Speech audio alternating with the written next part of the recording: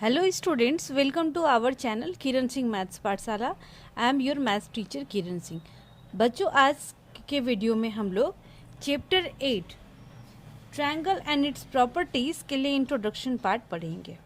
ये हमारा चैप्टर 8 है, class 7 maths DAB। Introduction part आप लोग जैसा नेम में देख रहे हो, ट्रायंगल एंड इट्स प्रॉपर्टी। तो सबसे पहले हम लोग ट्रायंगल के बारे में पढ़ेंगे कि सबसे पहले ट्रायंगल क्या होता है। आप लोग इस वर्ड को देख रहे हो, ट्रायंगल। हमारे पास सबसे पहला वर्ड क्या है? ट्रायंगल। तो ट्रायंगल के बारे में आप लोग देखो। ट्राई का मतलब क्या होता है? 3 होता है ना। ट्राई का मतलब 3 एंड एंगल का मतलब तो आपको पता है, क्लास 6 में आपको बताया गया। एंगल का मतलब आप लोग देखो, इस टाइप के पिक्चर को क्या बोलते हैं? ये जो पिक्चर है ये एंगल है। अगर दो रेस, ये पहला रे आप लोग मान लो, ये एक रे ये है, एक रे दूसरा है, ये दोनों जिस पॉइंट पे मिलते हैं तो इनके द्वारा जो ये कर्व का निर्माण हो रहा है, ये हमारा क्या होता है? एंगल होता है। तो ट्रायंगल के डेफिनेशन में होगा, ट्रायंगल का डेफिनेशन ये भी हो सकता है, a simple closed figure, a simple closed figure made up of 3 line segments, 3 line segments। आप लोग देखो, 3 लाइन सेगमेंट, मान लो पहला लाइन सेगमेंट ये है, दूसरा लाइन सेगमेंट इधर से गया एंड तीसरा लाइन सेगमेंट ये है। तो 3 लाइन सेगमेंट के मिलने से जो क्लोज्ड फिगर बना, ये क्या हो जाएगा हमारे पास? ट्रायंगल। हम लोग इसका नेमिंग कर सकते हैं ABC। और ट्रायंगल है, ट्रायंगल में क्या क्या होता है तो हम लोग लिख सकते हैं, अ ट्रायंगल हैज़। एक ट्रायंगल में क्या क्या होता है आप लोग देखो। ट्रायंगल में 3 वर्टिसेस होते हैं। ये हमारे पास क्या है? वर्टिसेस हैं, 3 वर्टिसेस। वर्टिसेस का मतलब क्या होता है? 2 लाइन सेगमेंट आप लोग देख रहे हो, पहला लाइन सेगमेंट AB है, दूसरा लाइन सेगमेंट BC है। तो 2 लाइन सेगमेंट जिस पॉइंट पे भी मिलते हैं वो क्या हो जाता है? वर्टिसेस। आप लोग देखो, एक लाइन सेगमेंट AB एंड दूसरा AC किस पॉइंट पे मिल रहा है? A पॉइंट पे। दूसरा AB line segment and BC line segment किस पॉइंट पे मिल रहा है? B। एंड तीसरा वर्टिसेस क्या होगा? तीसरा वर्टेक्स क्या होगा? C होगा। दूसरे में होता है, इसमें 3 साइड्स भी होते हैं, 3 साइड्स भी होते हैं। तो साइड्स कौन कौन से साइड्स हो सकते हैं आप लोग देखें। AB हो सकता है, पहला साइड क्या है? फर्स्ट साइड AB है, ये AB है। दूसरा साइड हमारे पास क्या है? BC है एंड तीसरा साइड हमारे पास AC है। अब आप लोग इसके नेमिंग को ध्यान से देखें। हम लोग AB को BA भी तो बोल सकते हैं। मान लीजिए हमारे पास ये लाइन सेगमेंट है AB, हम लोग इसको AB बोल सकते हैं, BA भी तो बोल सकते हैं। BA बोलेंगे तब भी तो इसी लाइन सेगमेंट को रिप्रेजेंट कर रहा है। इसी तरीके से अगर हम लोग AB बोले हैं तो इस साइड को एक अनदर नेम हम लोग क्या बोल सकते हैं? BA भी बोल सकते हैं। यहाँ पर BC को क्या बोल सकते हैं? CB भी बोल सकते हैं। एंड AC को हम लोग क्या बोल सकते हैं? CA भी बोल सकते हैं। ये बोलने का दूसरा तरीका है, बट दोनों करेक्ट है। अब हमारे पास जो थर्ड चीज़ आता है, इसमें 3 एंगल्स भी होते हैं। क्या होते हैं? 3 एंगल्स भी होते हैं एक ट्रायंगल में। आप लोग देखो, ये पहला एंगल हो गया, दूसरा एंगल हो गया, तीसरा एंगल हो गया। इस तरीके का पिक्चर बन रहा है ना। तो हम लोग लिख सकते हैं angle A, angle B and angle C। अब आप लोग देखें, मान लीजिए अब इस पिक्चर को मैं अलग से बना रही हूँ। ये हमारे पास AB है ना, ये हमारे पास A है, B। इसी प्लेस पे इसको इस प्लेस पे ज्वाइन कर दिया जा रहा है। ये इसका नाम C दे दिया जा रहा है। आप लोग देखें, इसको हम एंगल A तो नाम दे दिए। अब इस तरीके से भी तो बोल सकते हैं BAC, जो बीच में आता है वही तो एंगल को रिप्रेजेंट करता है। तो हम लोग इसको क्या बोल सकते हैं? एंगल BAC भी बोल सकते हैं। अब ये इस तरीके से आप लोग देखें, अगर इधर से बोले CAB तो इसका एक और नाम भी हो सकता है, एंगल CAB। बट आप लोग कंफ्यूज बिल्कुल नहीं होंगे अगर आपको एंगल A बोले, एंगल BAC बोला जाए या फिर एंगल CAB बोला जाए। सारे के सारे ये सिर्फ और सिर्फ एंगल A को रिप्रेजेंट कर रहे हैं। जो बीच वाला पार्ट होता है यही एंगल को रिप्रेजेंट करता है। इसी तरीके से अगर एंगल B है तो एंगल B को क्या बोल सकते हैं? एंगल ABC, ये भी बोल सकते हैं एंगल ABC। दूसरा तरीका ये भी हो सकता है, एंगल CBA भी बोल सकते हैं, CBA। इसी तरीके से एंगल सी को और क्या बोल सकते हैं, angle A C B, angle A C B. And दूसरा तरीका हो सकता है एंगल बी सी ए। ये बोलने के तरीके हैं। अब आप लोग के मन में एक बात आ रही होगी कि आखिर इन दोनों का यूज़ कहाँ होता है। अगर हम लोग इस तरीके से ईजी वे में बोल सकते हैं तो इसकी आवश्यकता क्यों पड़ी, क्या ज़रूरत पड़ी इसकी। तो आप लोग अभी यहाँ पे देखेंगे तो आपको समझ में आ जाएगा ये बात। मान लीजिए आपके पास ये पिक्चर है, ये पिक्चर है, इस तरीके का पिक्चर है। ये स्ट्रेट लाइन है ना, ये स्ट्रेट लाइन हमारे पास है। ये एक लाइन यहाँ से इसको कट कर रहा है। ये मान लीजिए आपके पास ए पॉइंट है, ये ओ है, ये बी है एंड सी है। अगर आपको बोल दे कि यहाँ पर आपको एंगल ओ लिखना है, इस एंगल को सिर्फ मान लीजिए सिर्फ इस पार्ट को आपको रिप्रेजेंट करना है। हमें क्या करना है, सिर्फ और सिर्फ इस पार्ट को रिप्रेजेंट करना है। तो इसको तो सिर्फ एंगल ओ नहीं बोल सकते हैं ना। अगर हम लोग इसको बोलेंगे एंगल ओ, तो एंगल ओ का मतलब तब तो ये कंप्लीट एंगल ओ, ये तो ये कंप्लीट एंगल हो गया। बट हमें तो सिर्फ इस पार्ट को लिखना है, तो ये हमारा नहीं होगा।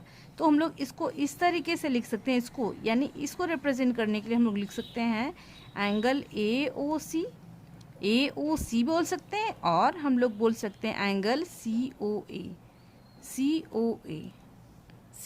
ए बोल सकते हैं, या फिर ए ओ सी। अब आप लोग देखें, इसको हम लोग इस एंगल को रिप्रेजेंट कर रहे हैं। इसी तरीके से अगर इसको बोलेंगे तो क्या बोलेंगे, एंगल बी ओ सी या फिर angle C O B. I hope कि आपको समझ में आ गया होगा इसकी आवश्यकता क्यों पड़ी, क्योंकि इस प्लेस पे सिर्फ एंगल ए या फिर एंगल ओ नाम देने से हमारा काम नहीं चलता है। इसलिए हमें इस रूप में, ये हमारा क्या है, इसी को लिखने का दूसरा तरीका है, इस तरीके से। तो एक ट्रायंगल में क्या क्या होते हैं, 3 वर्टिसेस होते हैं। आप लोग देखें, वर्टेक्स और वर्टिसेस। वर्टिसेस क्या है, वर्टेक्स का प्लूरल फॉर्म है। A B and C, 3 vertices हो गए, 3 साइड्स हो गए, ए बी बी सी और ए सी। आप इसको इस तरीके से B A C B and C A भी बोल सकते हैं। इस तरीके से 3 एंगल्स हो गए हमारे पास। ये हमारे पास ट्रायंगल के बारे में इंफॉर्मेशन था। अब हम लोग जो पढ़ेंगे वो हमारे पास जो नेक्स्ट टॉपिक जो होगा वो हमारे पास ट्रायंगल का एक दूसरा फॉर्म है जो आपको वर्कशीट 1 के इंट्रोडक्शन में पढ़ना है, वो आइसोसेलेस ट्रायंगल है। बच्चों, अब हमारे पास जो टॉपिक है वो है आइसोसेलेस ट्रायंगल। आइसोसेलेस ट्रायंगल का मतलब होता है अगर 2 साइड्स इसके इक्वल हो जाए। लोग पहले डेफिनेशन लिखते हैं फिर समझेंगे। इन a triangle if 2 sides are equal, then it is called an isosceles triangle. Isosceles triangle हमारे पास क्या है, in a triangle if 2 sides are equal then it is called an isosceles triangle. आप लोग देखें क्या है, 2 साइड्स हमारे पास है जिनका लेंथ क्या है, इक्वल है। लोग देखें, ये हमारे पास मान लीजिए ए बी सी है, ये सी मैं इस प्लेस पे लिख रही हूँ, ए बी सी। अगर इस साइड का लेंथ एंड इस साइड का लेंथ अगर हमारा इक्वल हो जाए तो ये हमारे पास क्या हो जाएगा, आइसोसेलेस ट्रायंगल। ये आइसोसेलेस ट्रायंगल हो गया। आइसोसेलेस ट्रायंगल में कोई भी 2 साइड्स इक्वल हो सकते हैं। मान लीजिए कि मैं नेक्स्ट पिक्चर बना रही हूँ, मान लीजिए ये पिक्चर हमारे पास है जिसमें क्या है, ये दोनों साइड्स इक्वल हैं, ये भी हमारे पास क्या है, ए बी सी। तब ये भी आइसोसेलेस ट्रायंगल होगा, ये भी आइसोसेलेस।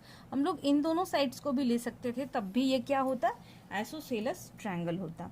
अब आपको इसमें एक चीज़ पता होना चाहिए, इसमें एक क्या होता है, वर्टिकल एंगल होता है एंड बेस एंगल्स।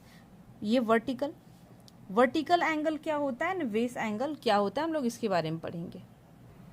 देखिए, वर्टिकल एंगल क्या होता है, जो 2 साइड्स इक्वल हैं, जो 2 साइड्स हमारे पास इक्वल हैं, उनको छोड़ करके जो एंगल बचेगा वो हमारे पास क्या हो जाएगा, वर्टिकल एंगल हो जाएगा। आप लोग देखें अभी इस प्लेस पे, ये हमारे पास क्या है, ये दोनों साइड्स इक्वल है ना, तो इसमें वर्टिकल एंगल क्या हो जाएगा, ये जो एंगल होगा ये हमारे पास क्या होगा, वर्टिकल एंगल होगा।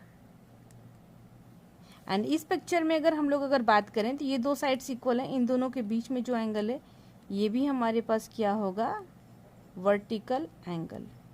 एंड इन दोनों साइड्स के अपोजिट में दो एंगल्स जो हो गए, ये दो एंगल्स, ये हमारे पास क्या हो जाएंगे, ये एंगल्स, ये एंगल, इन दोनों एंगल्स को क्या कहा जाएगा, ये दोनों एंगल जो होंगे वो बेस एंगल्स कहलाएंगे। बच्चों अब हमारे पास जो टॉपिक है वो है properties of N isosceles triangle. इसकी कुछ प्रॉपर्टीज होती हैं, दो प्रॉपर्टीज होती हैं, उसके बारे में भी हमें जानकारी होनी चाहिए। इसकी जो फर्स्ट प्रॉपर्टी है वो है in a triangle if two sides are equal, then the angles opposite to these sides are also equal। ये फर्स्ट प्रॉपर्टी, आप लोग इसको समझे क्या बोल रहा है। In a triangle if two sides are equal, तो सबसे पहले हम लोग एक ट्रायंगल ड्रॉ कर लेते हैं।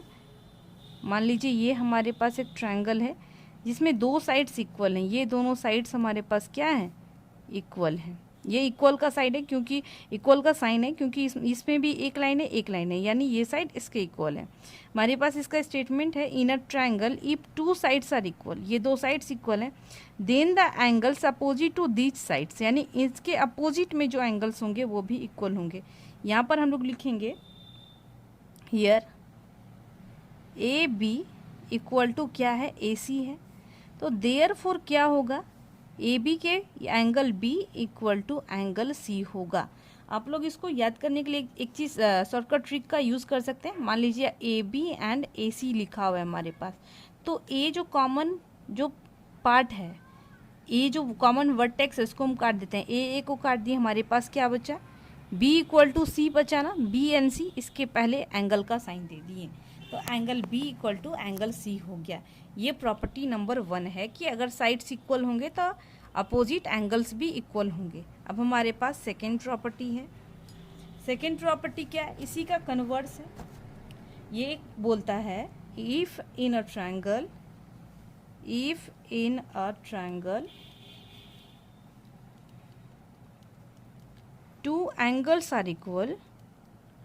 two angles are equal, then the sides opposite to these angles are equal in length में क्या होंगे, इक्वल होंगे। आप लोग देखें इसमें भी एक ट्रायंगल ड्रॉ कर लेते हैं।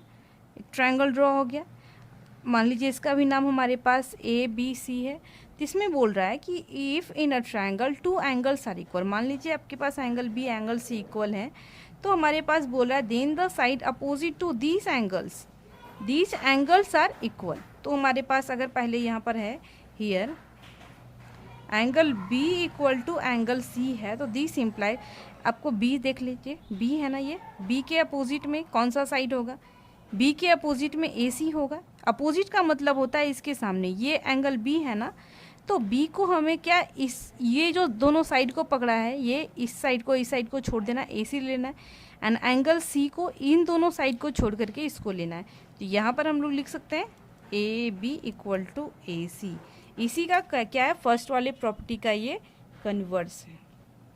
ये दोनों जो प्रॉपर्टीज़ है, इनका बहुत ज़्यादा यूज़ होगा क्वेश्चंस को सॉल्व करने में, इसलिए इसको आप लोग बहुत अच्छे से समझ लें। अब हमारे पास जो नेक्स्ट टॉपिक होगा वो है exterior angles of a triangle. बच्चों हमारे पास जो नेक्स्ट टॉपिक है वो exterior angle of A triangle.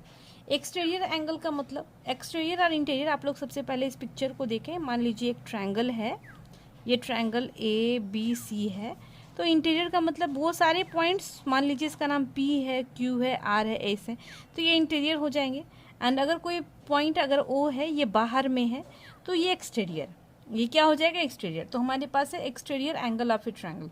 तो सबसे पहले आप लोग देखें ए बी सी में एक्सटीरियर एंगल कौन सा है, ए सी एक्स होगा। आप लोग देखें ये बाहर में है, बाकी ये और ये तीनों एंगल्स ट्रायंगल के अंदर में हैं। तो in a triangle the exterior angle is equal to, जो एक्सटीरियर एंगल है ये A C X exterior angle है ना, वो is equal to the sum of, sum का मतलब जोड़ होता है, sum of the two interior opposite angles. Interior opposite angles, तो देखिए ये जो एक्सटीरियर एंगल है दो इंटीरियर अपोजिट एंगल्स के सम के बराबर होता है। तो ये जो एंगल है, ये जो एंगल है वो इंटीरियर अपोजिट एंगल्स होगा, क्योंकि आप लोग देखें ये तो इससे जुड़ा हुआ है ना, ये एंगल, ये जो एंगल सी है या फिर ए सी बी है वो एक्सटीरियर एंगल से क्या है, ये तो इसका एडजेसेंट एंगल है। तो एडजेसेंट का मतलब क्या होता है, जो इससे जुड़ा हुआ है। तो इस एंगल को हमें नहीं लेना है, इन दोनों एंगल्स को हमें लेना है। तो एंगल ए सी एक्स जो होगा वो angle A plus angle B के सम के बराबर होगा। ये हमारा exterior angle of a triangle का स्टेटमेंट यही है, इसके अनुसार यही होगा। हमारे पास क्या है, in a triangle the exterior angle A C X है is equal to the sum of the interior opposite angles. ये जो एंगल है, ये जो एंगल है, इसको इंटीरियर अंदर में इसलिए इंटीरियर, अपोजिट एंगल्स आप लोग देखें इसके सामने तो नहीं है, इसके अपोजिट में है। तो ये जो एंगल होगा ए सी एक्स, ये इन दोनों के सम के बराबर होगा। इसका भी बहुत ज़्यादा यूज़ होगा आपको वर्कशीट के क्वेश्चंस को सॉल्व करने में। ये आपका वर्कशीट 1 के लिए इंट्रोडक्शन पार्ट था। नेक्स्ट वीडियो में हम लोग वर्कशीट 1 के क्वेश्चंस को भी सॉल्व करेंगे। Thank you students for watching me.